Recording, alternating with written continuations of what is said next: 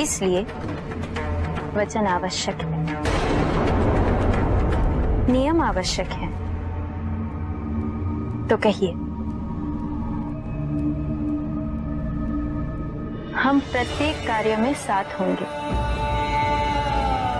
परिस्थिति चाहे जो भी हो, हम में एकता होगी। हम एक दूसरे का सम्मान करेंगे। आप मेरे कुटुंब की रक्षा करेंगे। आप अपना दायित्व कभी नहीं भूलेंगे। आप मुझसे कुछ भी गोपनीय नहीं रखेंगे। आप मेरी हर बात पर विश्वास करेंगे, कभी संदेह नहीं करेंगे, सदैव मुझसे सत्य कहेंगे।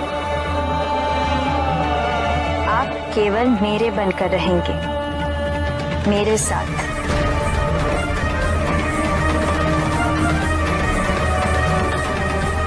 और ये सभी वचन किसी भी परिस्थिति पे आश्रित नहीं। प्रभु, ये विवाह मुझे स्वीकार्य नहीं है प्रभु।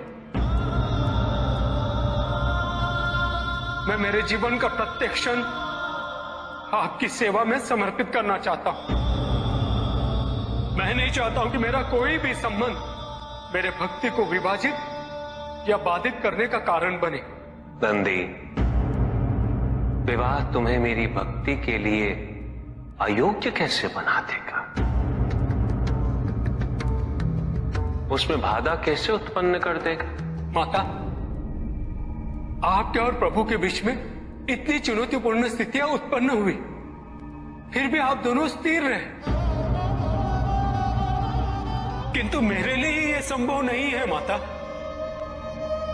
क्योंकि मैं अपने दायित्व के मार्ग में कोई भी विकर्षण सहन ही नहीं कर सकता। नंदी, मेरे एक प्रश्न का उत्तर दोगे? पहले तो तुम केवल मेरे प्रति ही समर्पित थे, किंतु अब तुम मेरे साथ साथ पार्वती की भी आराधना करते हो।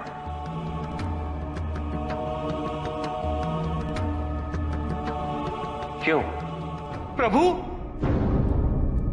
माता आपके अर्धांगिनी है, आपकी पूरक, जिस प्रकार आप उनके पूरक हैं।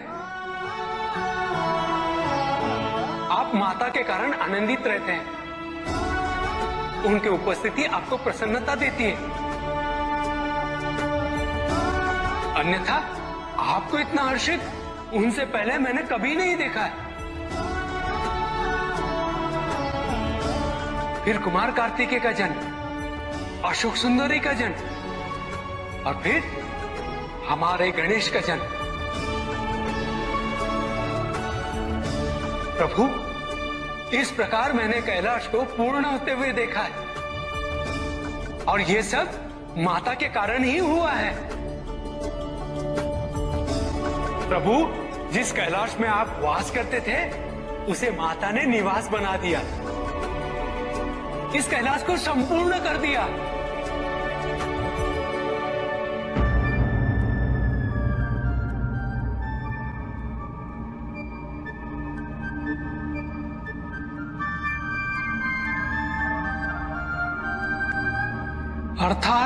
अर्थात व्यक्ति की पूर्णता हेतु विवाह आवश्यक है नंदी।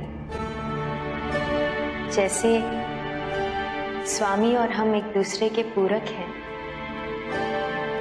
उसी प्रकार तुम्हारी अर्धांगिनी और तुम एक दूसरे के पूरक बनोगे।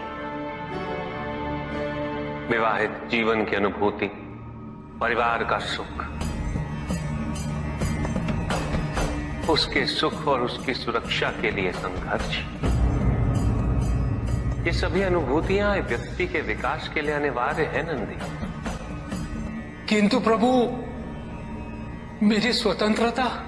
स्वतंत्र तो वो नहीं है नंदी जो विवाह के विचार से भयभीत होते हैं या संकोच करते हैं, क्योंकि स्वतंत्रता तो वो है जो किसी भी विचार से प्रभावित ना हो, किसी भी सुख, किसी भी दुख से प्रभावित ना हो। और जो व्यक्ति इतना तटस्थ हो, जागरूक हो, उसकी स्वतंत्रता को तो विवाह से भी प्रभावित नहीं होना चाहिए। और फिर क्या गणेश, कार्तिकेय और अशोक सुंदर, ये सभी विवाह उपरांत परिवर्तित हो गए। क्या उनका विवाहित होना उनकी भक्ति और उनके समर्पण में बाधा बन गया नंदी? उनकी स्वतंत्रता में बाधा बन गया? क्या अपने माता पिता के प्रति उनका प्रेम और उनका सेवा भाव घट गया नंदी? फिर मेरे एक और पुत्र को ये चिंता क्यों?